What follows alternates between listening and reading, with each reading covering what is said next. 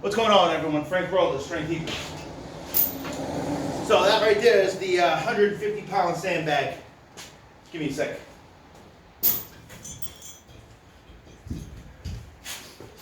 Get myself a seat. So, as you saw, I cleaned, pressed that, push pressed it. So the 150-pound sandbag doesn't sound like a lot of weight, 150 pounds. On a barbell, I mean, depending where you are, could be a lot, but whatever. 150 pounds is much easier with weight on a barbell than with a sandbag. And I've talked about this in the past, talking about sandbags, the awkward lifting. And I definitely think that's one of the greatest things I've ever done was when I started to implement the awkward lifting. Sandbags, the stones, kegs, things like that, log presses, what some call strongman lifting, but just the awkward lifting. And I got that advice from Brooks Cubic. He's the writer of different books, various books, but a great book that he has is Dinosaur Training. If you can go out and get that book, can't see why you can't, go out and get that book, Brooks Cubic, Dinosaur Training. I'm telling you, it's one of the best books out there when it comes to lifting, not only in teaching you and giving you some different programs, but just the thinking behind his head has been the way I've adopted it since 2000, the year 2000. So anyways, why is it different? Well, one, it's just much harder. I mean, obviously, as you see, the bag is flopping around when we're talking the sandbag, lifting a stone. There's no grip.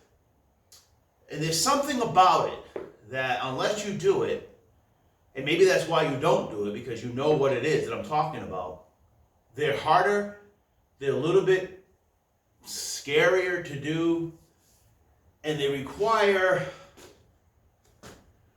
a tenacity to just want to attack these things and go at it hard. I really feel that it has built over time. Now, I've been doing this kind of stuff for 20 years, 22 years. Has built a toughness that the intensity level is much higher because you have to be 100% if you're going to go at these things hard. Okay? Yeah, I guess you can make it easy with a lighter bag and all that, but that's obviously not what I'm trying to do. Every time I try to lift these things, I try to be pretty close to my max lift. I mean, it's taking me everything I got to lift it once or twice. Now, this has become a little lighter, of course, so, I got the 240-pound bag, 250-pound now, 250-pound bag, which I can't do over the head. I can shoulder it, and that takes everything I got. It's only 250 pounds, but to get it to your shoulder, it's crazy. This 150-pound bag, I'm going to have to make myself a 180 bag, go there, okay? So like when you've seen me do the stone, the 180-pound stone, that's much different than a 180-pound overhead press. Again, the fear factor, maybe not fear factor, but the you better be cautious factor, especially when you got the stones overhead. Nothing to be afraid of, just be cautious, So, the advice I want to give to everybody out there right now, if you're young and you're just starting lifting, get the awkward lifting in your lifting routine, okay? It does build up, obviously, physical strength in the hands, in the ligaments, and, whatever, in awkward positions. No doubt about it.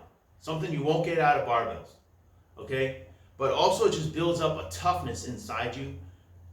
When you get into it, you'll see what we're talking about, what I'm talking about. And Brooks Cubic talks about it too. It requires a lot of concentration and it requires a lot of intensity because this stuff is not easy. Again, what you put into it is what you get out of it. So if you want to make it easy, of course, you pick up light rocks. But that's not what I'm talking about, okay? So it builds a toughness in you, okay? Which I want to talk about that. The toughness that I'm talking about is the toughness to overcome things that scare you, overcome things that may seem hard to do, but then you just do it, you become stronger. You become not only physically stronger, mentally stronger is what I'm talking about. And you just overcome that. Okay, and this awkward lifting does that. Okay, I know it's not the only thing in the world that does that, but it definitely does do that. Okay, and I feel like that's very important, not only obviously in the gym, but outside of the gym. Okay, you need to have that toughness to overcome things. Okay, when something is hard, you're not going to just give up because it's hard. Okay, something is awkward, you're not going to just not do it because it's awkward. Okay, and if you can't do it first, you know, as they say, if you didn't succeed the first time, you're not going to just give up. You're going to find a way to get that bag on your shoulder, or outside of the world, you're going to figure out how to get whatever it is that you need to get done. Okay? So it does build that kind of toughness outside. Which I've talked about this in the past, and I like to talk about it again, is why do we have this toughness? So that you can go around and, you know, be better than everybody else? No, of course not. That should never be our motivation when we're training. Our motivation for training. Okay, this is what I tell people that I train, the younger ones, my son, and I say to any of those who are younger out there, or even if you're older and you need a new perspective, it shouldn't just be because you want to be bigger and stronger. That's a great reason. You want to look good for the girls or for the guys, good reasons. But your overall, the best reason for doing this is because you want to be strong so that you can be ready to help others. Okay? When you're strong enough to not only obviously help yourself to be able to get out of situations, now you're stronger to help others. Okay? And that is very motivating because there's always people who are going to need help. Okay? And why not be that hero? Okay? When you start thinking in that way, your motivation will go up tenfold, trust me. When you know that you can be there for yourself, to get yourself out of situations, and you can be there for others. Okay, your motivation in the gym will be much stronger than just going into the gym to look better. Okay? Now, again, with these awkward lifting, it's not solely just about looking better, because they're not concentrating on a particular muscle, let's just say. Unlike bodybuilding, you know, because you are building your body with these movements, okay? But unlike bodybuilding, of course, you're concentrating on one lift, okay? Let's just say the differences. Again, another thing to talk about the differences. If you're sitting down doing a machine curl, okay, and it's very concentrated on the bicep, if you're thinking bodybuilding and you want to just focus on building your biceps, nothing wrong with that. But if you're doing a machine curl, you know, for whatever weight, for so many reps, let's just say, and you're pushing it to failure, you're going hard, you're really going at it. You're putting in 100% effort. Of course you're going to get bigger arms. But that does not equal the same amount of work than picking up a sandbag and maybe trying to curl that sandbag, or just heaving it up to your shoulder, or just cleaning it and trying to press it. Okay, that will never be the same. Doing 10 reps of that versus 10 reps of, let's say, your max weight for 10 reps. With a machine where you're sitting down, you're kind of comfortable. Okay, it's not the same. It's not the same.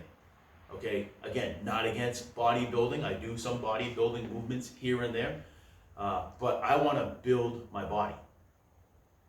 Awkward lifting has done that. Builds your body. Okay, it does make the joints tougher. Just makes you overall ready for things. Okay, so.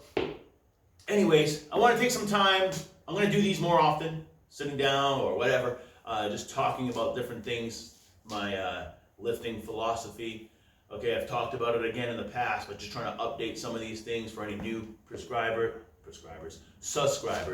So, until next time, try doing these awkward liftings. Stay strong, as I always say, not only physically, but mentally.